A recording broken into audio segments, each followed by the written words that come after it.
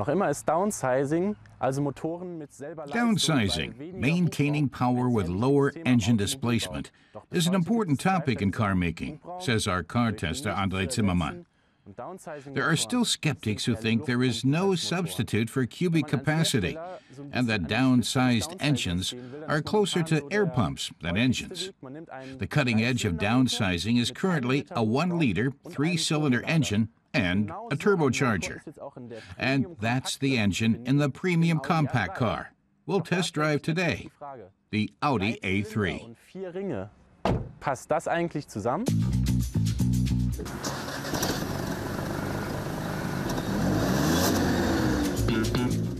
There's nothing unusual about the engine sound. The 1.0 TFSI engine is part of the A3's facelift.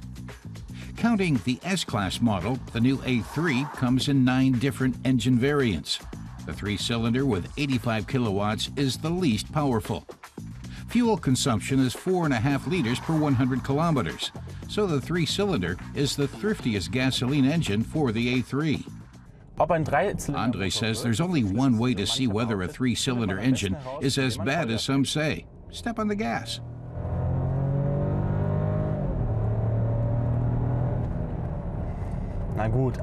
Well, the performance isn't exactly an adrenaline rush, but this isn't a sports car.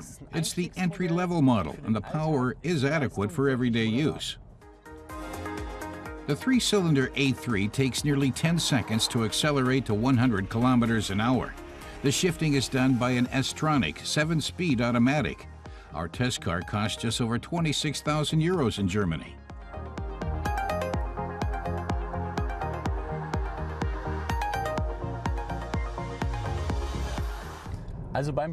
Andre says you might expect a 3-cylinder engine to vibrate loudly, but that's not the case. It's a bit rough when you accelerate, but it's surprisingly quiet when you cruise along. Of course, the engineers know what weaknesses a 3-cylinder is prone to and need to be counteracted. Andre sees no disadvantage in the missing 4th cylinder. Und die haben da wirklich super entgegengearbeitet. Also, ich sehe da keine Nachteile im fehlenden Zylinder. The revision of the A3 has changed some things inside and out. The package with a sat-nav and virtual cockpit costs around 3,000 euros. It presents all the important information within the driver's sight. Additional assist systems are available, including the traffic jam assistant.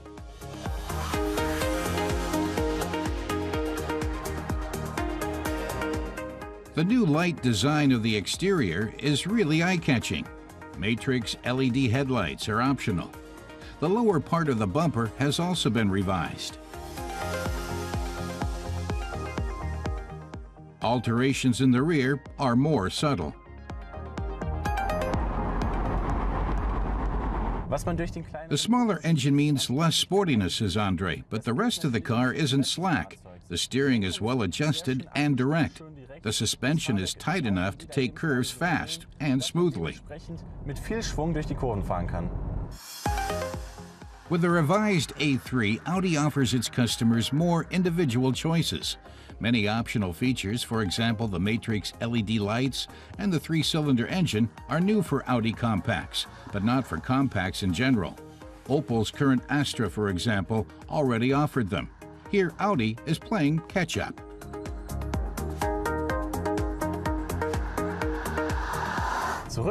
Andre says the Audi 3-cylinder engine works fine. It's not too loud and makes no dent in driving comfort. It's not a fast accelerator and not terribly sporty, but Andre says if you're wary about downsizing and 3-cylinder engines, the best thing to do is to take such a car out for a test drive and see for yourself. Downsizing-Angst und die Angst vor 3-Zylinder-Motoren, die sollte man am besten einfach mal angehen, indem man selber ausprobiert.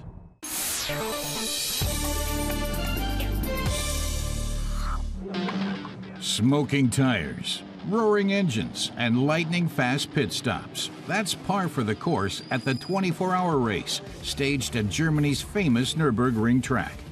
But this year, the teams also had to deal with extreme weather conditions. Heat, torrential rain, and hail pushed man and machine to their limits. The Matilda racing team was in the thick of things. Owner Michael Patz explains how the team got its unusual name. One night they were chatting over a beer when his daughter Matilda was a year old. He couldn't think of anything clever, and teams all have racing in their names. So he thought, let's use my daughter's name. And Matilda Racing was born. Matilda is now 7 years old. The racing paddock has become her second home.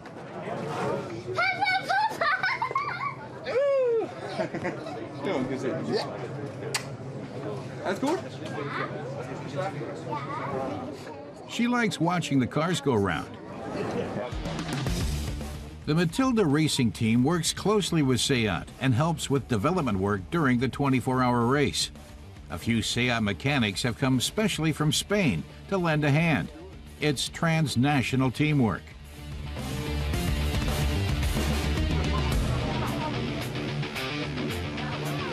The coordination is very good. So I think there is a very good workout together. The experience from SEAT Sport and the will to do well with Matilda, it's a good combination. Then it's time to head for the starting area for the 24-hour race. Teams, drivers, and spectators flock here to get a last look at the cars. Matilda has come to see her father.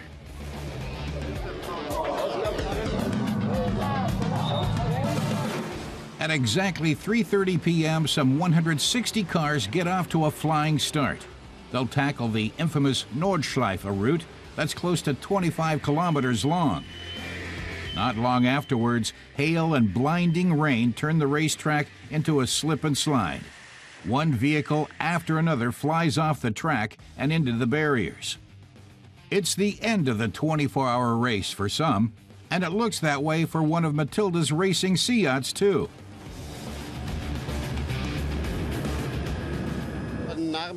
Driver Andreas Gulden says after the Schwedenkreuz bend en route to Aremberg, there's a corner on a little hilltop. But on the hill where he should have been able to see the racetrack again, he just saw a huge lake, a river, and it caught him by surprise. Luckily for him, the race is halted for around 3 hours. In the meantime, the mechanics are able to repair enough of the damage to get the car back in the race.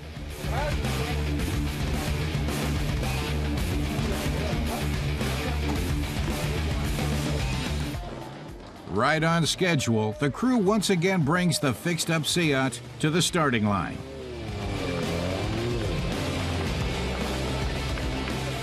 Even Matilda helps however she can. When I saw the car crashed in that corner, heavily crashed with one wheel missing, I said, that's it, we go home. And not even we raced, we didn't lose any laps, so only some positions that we managed to get them in the first stint I did. So it was an incredible experience. In spite of the awful weather, the race starts again in the early evening.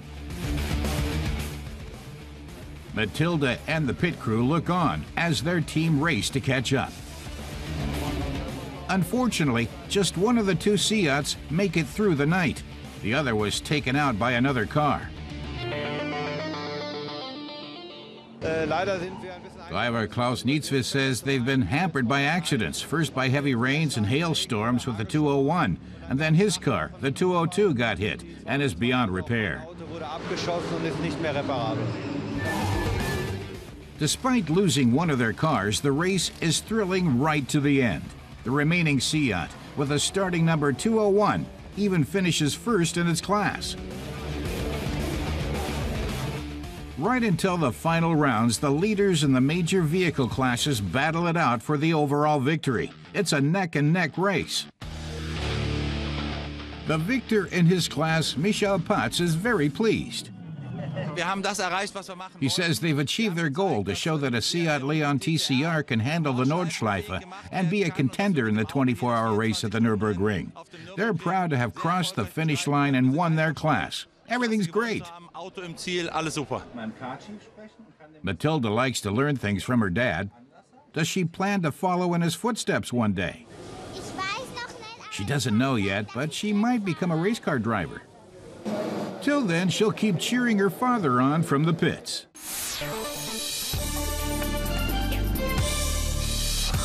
Volkswagen has a new Amarok out on the roads with a new 3-liter V6 TDI engine. The tough brawny exterior underlines its powerful performance. But if you want one this year, you'll have to buy the more expensive launch edition, the Aventura, for around 55,000 euros in Germany. The basic model starts at 30,600 euros and is set for release in early 2017. Following the sedan, Mercedes now presents its E-Class as a station wagon. 3 choices of 4-cylinder engines will be available for the market launch, followed by a 6-cylinder diesel and a gasoline version at the end of the year. With a capacity of around 1,800 liters, the trunk space is the biggest in the segment. The new E-Class will be available in dealerships in fall.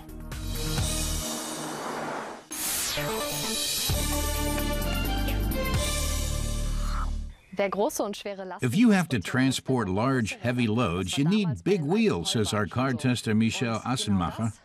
That was true for the old hay wagons, and it hasn't changed for this Lexus RX450h. With a curb weight of more than 2 tons, large wheels are clearly justified. In the front, LED headlamps provide a clear view. This hybrid SUV has 18 LEDs in its rear lights that blink in sequence. The back seats fold down at the push of a button to expand trunk space to around 1,600 liters.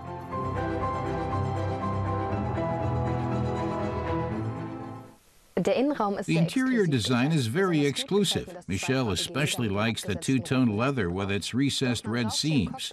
But she says there are so many buttons that you need some time to find the one you're looking for. The chassis of the Lexus RX450h is quite angular and modern in design. With its flat lights and large Diablo radiator grille, typical for Lexus, the car seems almost menacing. The H at the end of its name stands for hybrid. Despite its size, this car is almost silent.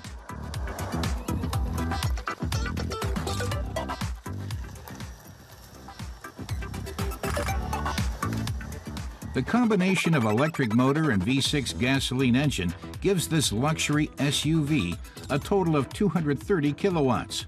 So, despite its weight, it accelerates from 0 to 100 in 7.7 seconds. The electric motor keeps fuel consumption down to 5.3 liters per 100 kilometers.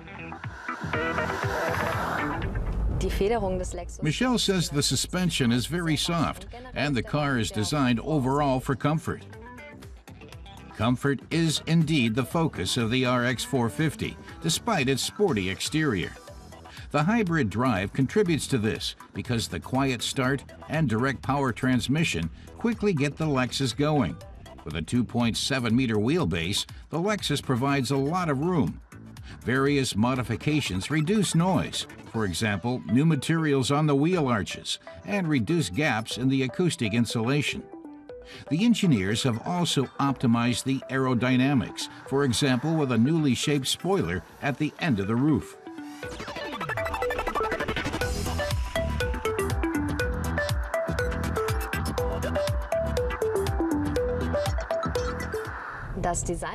The design of the Lexus RX450h won't be everyone's taste, but Michelle likes it. She regards it as a city car, despite its size, because its fuel economy is greater at low speeds than on country roads or highways. That's because the car is powered purely electrically when starting, and up to about 30 kilometers an hour. But on country roads, a speed of 70 or 100 is maintained solely with the gasoline engine. Michelle says she can well imagine using the Lexus for long-distance trips, but then it ought to have a diesel engine, and currently Lexus doesn't have that available. That's not likely to change soon because with more than 2 million RXs sold worldwide, this is the best-selling model in the 26-year history of Lexus.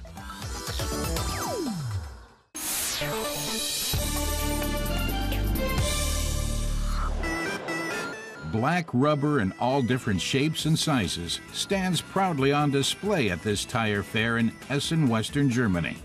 675 exhibitors from 43 countries have come to show their wares.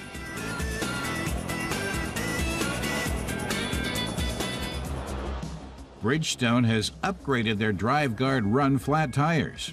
As well as their ability to perform when punctured, these tires can now be recycled.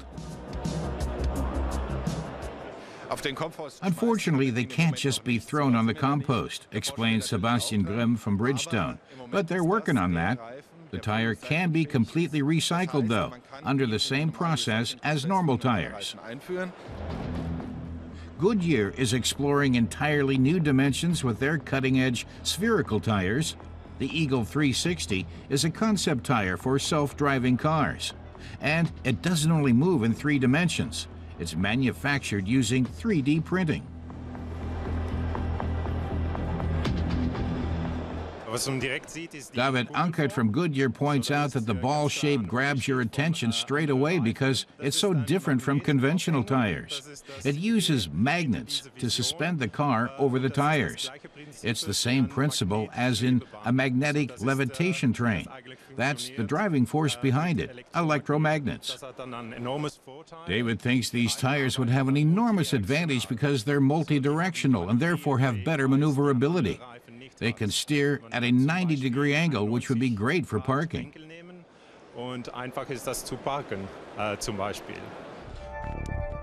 And that extra flexibility means cars can be parked closer together and spaces can be used more efficiently.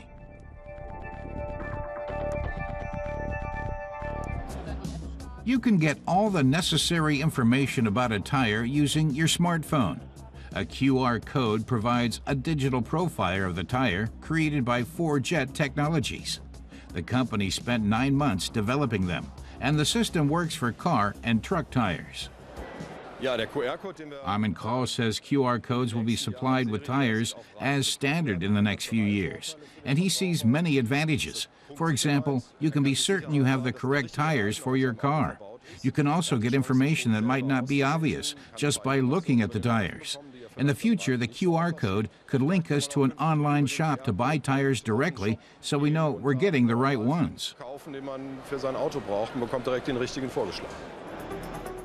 Z-Tire is a new manufacturer of premium high-performance tires. And here, they're presenting a model that's so valuable it has to be kept in a glass case. This tire is diamond encrusted and costs around $150,000. It's even in the Guinness Book of Records as the most expensive tire of all time, and it's truly unique.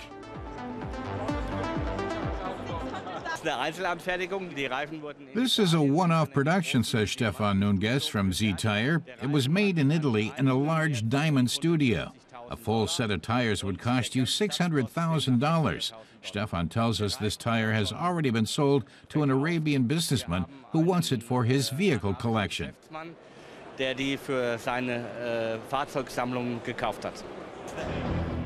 This tire-changing machine is called Uniformity, and it won Corgi, the manufacturer, an award for innovation. It's a revolution for the industry because it can perform several processes at once that previously required many different tools. It can assemble and diagnose in one step, cutting time by 25%. And tires even have their place in the art world. Mirko Siako Flodin constructed this tiger from parts and old tires. Maybe it will go on to become the new mascot for the Essen Tire Fair.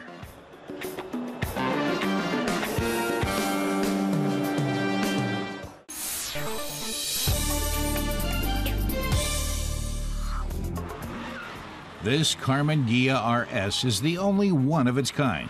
It's part Volkswagen, part Porsche, and a whole lot of fun. Jochen Bauder took the sporty body of a 1970 Karmann Ghia and pumped it full of Porsche technology. The result was a hybrid that's second to none.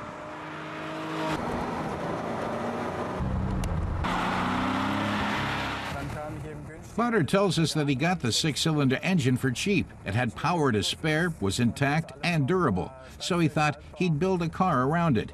He knew the motor wouldn't fit into a VW Beetle, but then he thought of the Karmann and realized it'd be a perfect fit.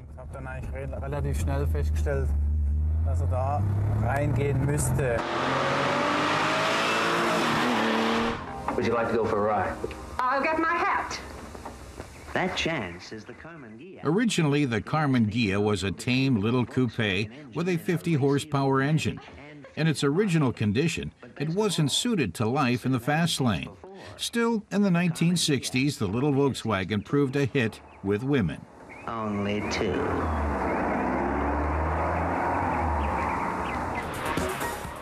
But after Jochen Bader had finishing pimping it, the tame little Ghia went wild.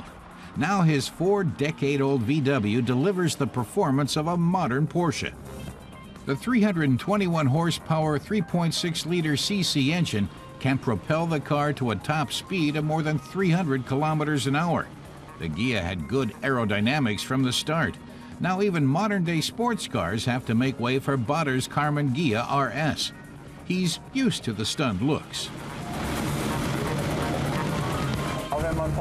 Bader says even when he overtakes a Porsche or a Daimler, the drivers are enthused and get a laugh out of it. The feedback's all positive. People give him the thumbs up and tell him it's cool that a car like this can go so fast.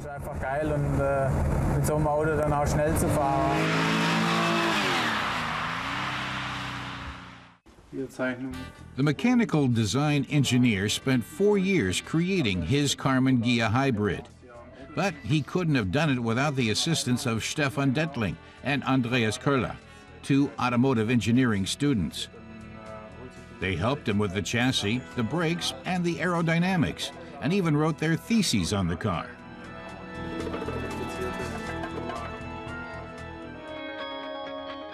The VW Beetle platform has often proved a good basis for modifications or reconstructions.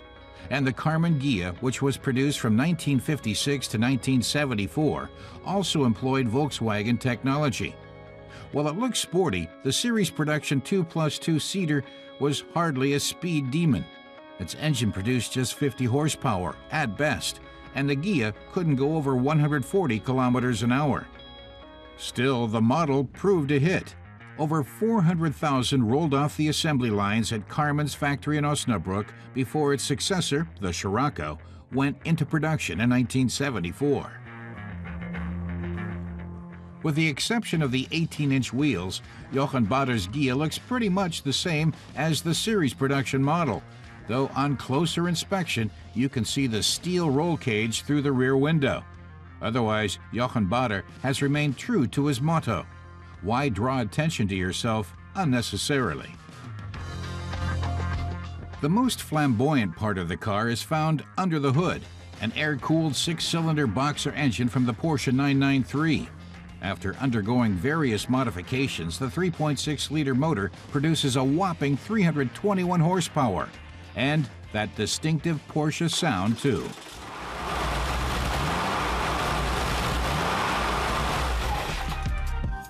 The interior is very minimalist. Jochen Bader has integrated a tube frame into the Karmann body to improve stability and safety. This framework supports all of the Porsche technology. Hidden underneath the VW body are the front and rear axles of a Porsche 944 Turbo. The car has cost him plenty of money and sleepless nights, but for Jochen Bader, it was all worth the effort.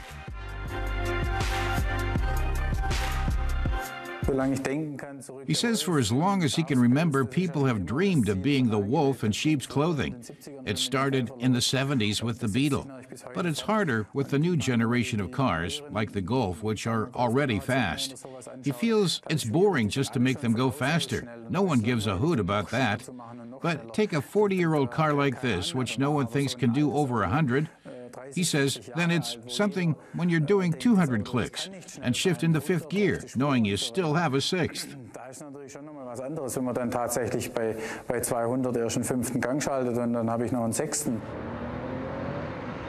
Jochen Bader shows us just what the car can do on a stretch of road that's been blocked off.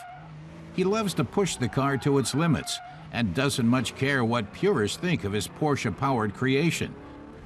His Karmann Ghia RS is a one-of-a-kind creation that runs circles around the rest.